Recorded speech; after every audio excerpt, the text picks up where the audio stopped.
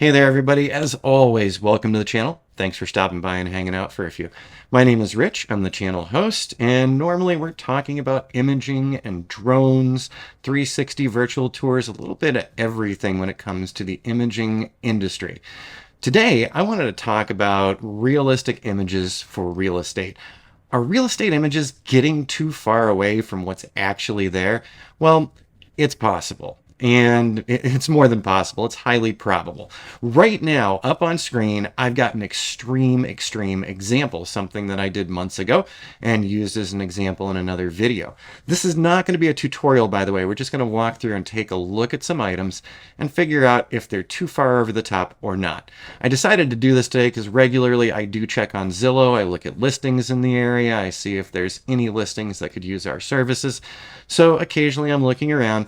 And this morning, I came across this sky. So once again, this is an incredibly extreme example of a real estate photo that's definitely overcooked. You're not going to see this when you go to this property. Number one, that sky is completely out of whack. And the reason why I brought that in is because on Zillow, I see this sky so often now. This is one of the stock replacement skies that comes on Adobe Photoshop.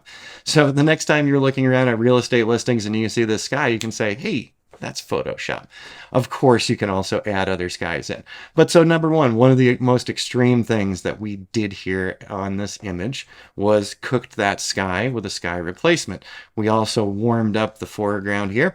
And in reality, the time of day that this was shot at, let me see, 8:43 a.m., the sun is actually not casting light very well in here. This front area is heavily shadowed. This is also a north-facing porch, and it's on a downward slope. Seeing this image, you will never see this image unless you bring a drone there, get the image, and then do some editing yourself. And with that in mind, since we've seen this one, what I want to do, I want to keep this highlighted here, and I'm going to turn the flags off because I want you to see what actually went into this one. So here's the final product, way overcooked. I'd never send it to MLS, but that's just me. Let's move on. So this is the image that sky came from. So as you can see, foreground looks good. It looks like we've got some decent lighting in here.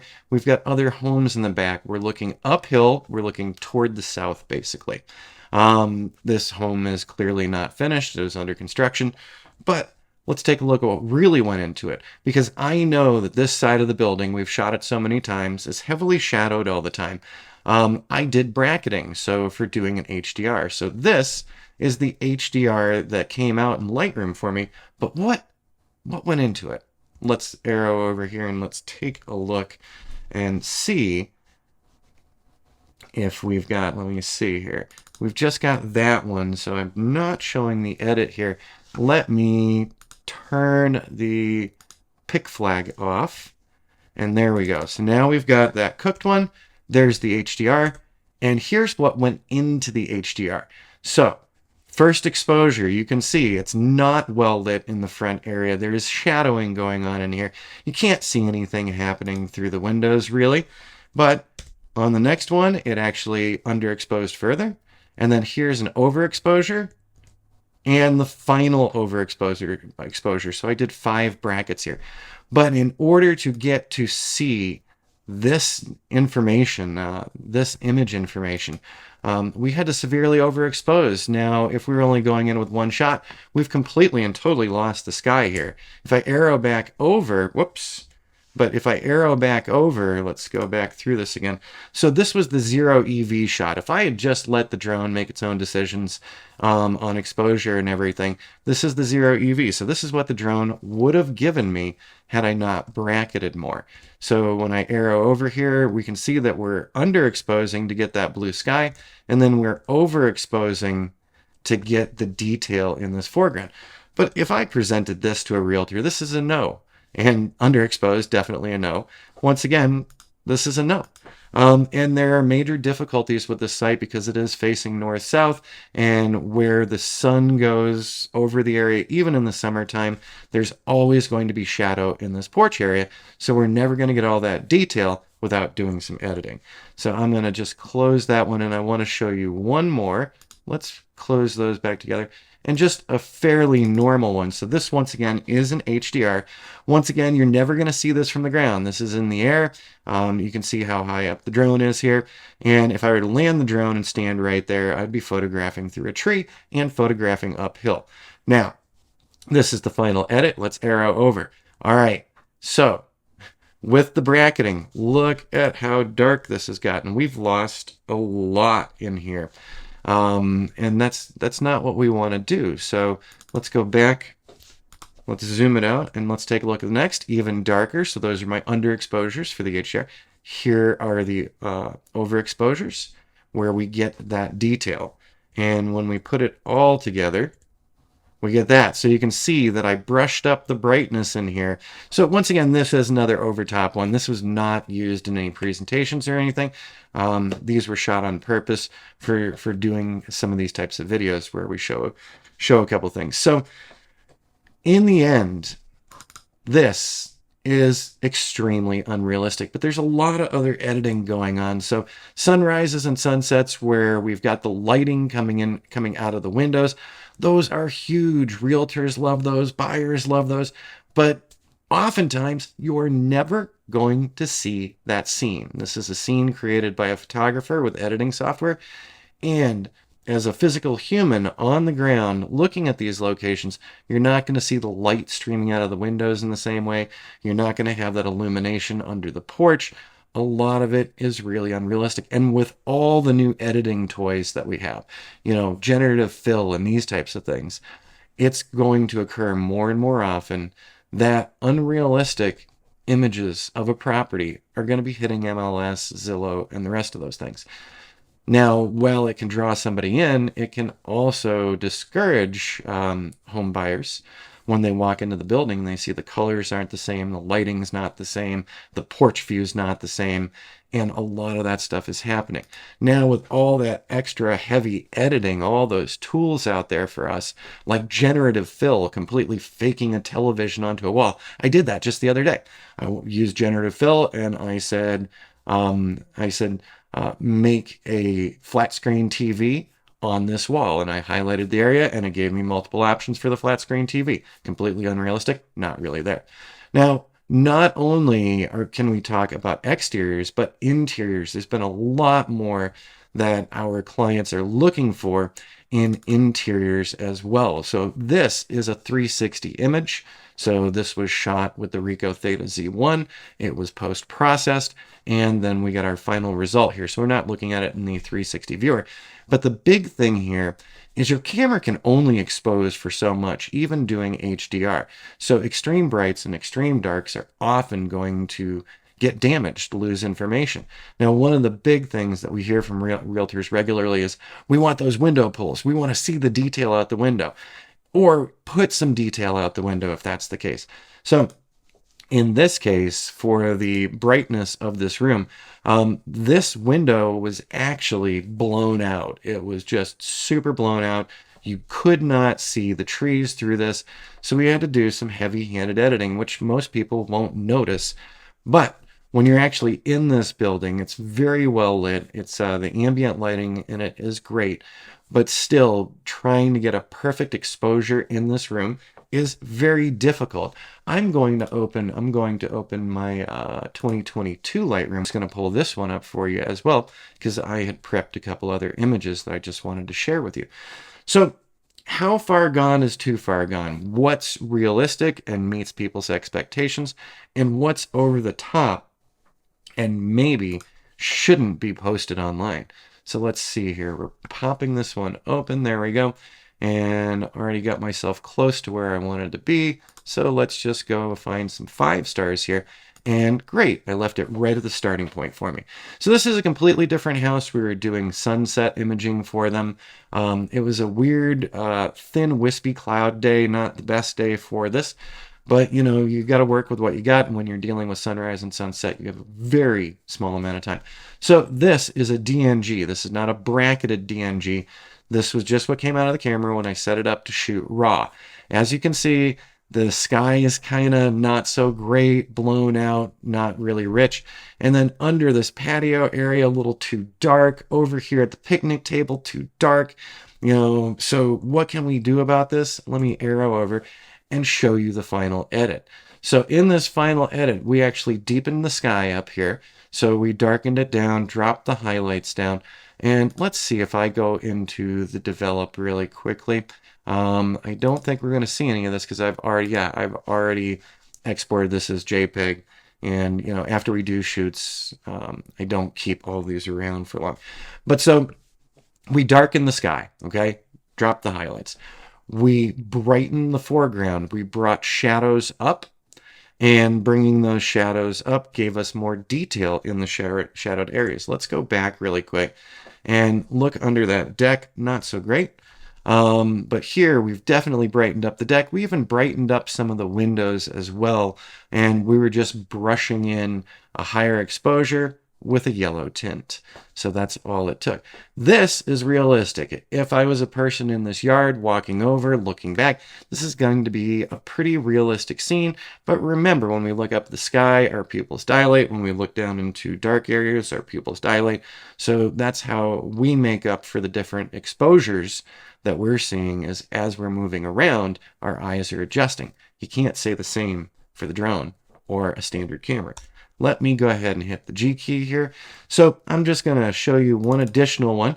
So like I said, one of the big things that people are looking for are these window pulls. They like to see that light's coming outside from the inside. Now, in reality, we brushed all this stuff in. This entire porch area was super dark. And because, the camera's trying to expose, we've got the bright areas out here, we've got the dark areas down here. It's trying to find something in the middle. And so this one, once again, is very realistic. The only thing I can say is you're not going to get this view of the house unless you have a drone. If you go out and stand in the yard, it's going to be much lower. You're not going to see Granite Mountain in the distance. You're not going to see the other house off in the distance. You're most likely not even going to see the roadway over here. So all of this stuff is now pumped up, but if I'm down on the ground as a viewer, I'm never going to see this. It's only through the magic of drones and photo editing that we can get these kind of perspectives, which is great, but we still do want to keep them realistic. Let me hit the G key here really quick, that we had done recently on other locations, and I'm just going to pull this one up first. Actually, I'm going to hit the G key, and we're going to go ahead and turn the 5 stars off. And so now this is the final image, and it's not perfect. Once again, I used this for another class that I was doing on Lightroom. So this is not perfection by any stretch, but we have great detail out the windows here. We've got great detail. Here's the dining room table, and here's the open kitchen area with the cool stools and everything. Very nice looking. Now, I did this bracketed with a Canon M50, so we were setting this up for HDR. We also do flambient shots as well, with flash as well. But I just wanted to do this with HDR. My partner was running through the other room shooting the serious shots, while I was shooting the shots that might offend you. Because here's my final product, what went into it. All right, so this is one of my raw files. This is severely underexposed. We see the detail out the window. Sorry about that. We see the detail out the window, and we also see this lit dining room table. Okay, let's arrow over. This is even more underexposed to get that detail out of those windows because the realtors really want it. All right, let's arrow over to the next one. So this is now bringing the exposure up. We haven't even really brought the exposure up here. This is kind of sad. We didn't bring the exposure up high enough. I only did 3 brackets. And we, erred on the side of getting those window pulls. So, blah. But in the end, from those 3 brackets, we got this. And let's go to the develop and just see if we have... There we go. Okay. So, in this develop module, we've got masks in here for the window pulls. We actually brighten things up. I'm going to close this down really quick. So we brought everything up here, and here's what I'm going to do. I'm going to go ahead and hit the reset button. So this is where I started working with the 3 images blended together. Whoa. right? So let's undo that. Let's undo that. But looking over on the left-hand side here, you will see all of the steps that we took to actually get the window pulls and to brighten up that room. But I would never recommend shooting like this. I wanted to show you some extremes. And in the case of this one, this is close. So this we would probably give to an agent for listing, other than the fact that I've got some artifacts and problems up here. Let me hit the G key and let's look at one more. So once again, I way over underexposed, but that's why Jody was also shooting in the other rooms. So here is one more, and this is an HDR DNG again. So where did this come from? Well, let's take a look. So here we go. This is the standard exposure, underexposure, and overexposure. So those are the three. This one is much closer. We're not shooting into a bunch of windows or anything. You know, we're not losing ourselves in that. But when we look at the final product, how did this come together? Well, we actually went through in Photoshop and bumped this up a little bit, but this one was much easier to do than those window pulls. So very realistic. I would say, yeah, you could use this for an MLS listing. Let's go ahead and hit the G key. You know, I've got so many other images, and this, once again, this is not turning into a tutorial or anything, but we do have so many other images from that day. And once again, I was going through doing a lot of underexposing just to test how far we could push things. So in the end here, you know, these interiors I find pretty realistic, and I am okay with them. There's the better version right there. The other one was blurred. But you know, I'm all right with these. These are keeping it realistic. But when we see some of those sunsets and sunrises, the amazing light coming out of all the windows, the porches well lit, the grill well lit, do a double take on it and ask yourself, how heavily edited was this? And how close to the real scene was this as well? So in this room, I definitely dropped the blue skies down too much. We went a little heavy-handed. We could lighten this up a little bit to make it more realistic, because when we're in a big room like this with lighting here and lighting there and window lights over here, you know, your pupils are working overtime as you look around the room, and in comparison to just that static image where we're trying to make everything pop. So there we go. So, all right, everybody, just something to think about. You know, how realistic are real estate images? Is going over the top for some of these exteriors a good idea? Is it a realistic idea? Will it disappoint potential buyers when they come visit the place? If you don't get your colors right and your, let me see, your white balance just right, things are going to look very different. The cabinets will look different, the color of the chair backs. So it's a good idea to also bring a white balance card like the Color Checker Passport along with you so that you can set up for the white balance. So when you get back to the office, you've got a good starting point so that you're not screwing up the colors so much. Well, everybody, I hope this was an informative and fun video for you. I hope it's given you some things to think about when it comes to shooting for the realtors that you're working with, whether it's on drones or 360 images or terrestrial images. It all works the same. Flying camera, ground-based camera, 360 camera.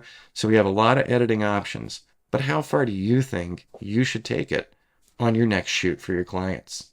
We'll see you again in the near future. Hope you have an awesome start to the week, everybody.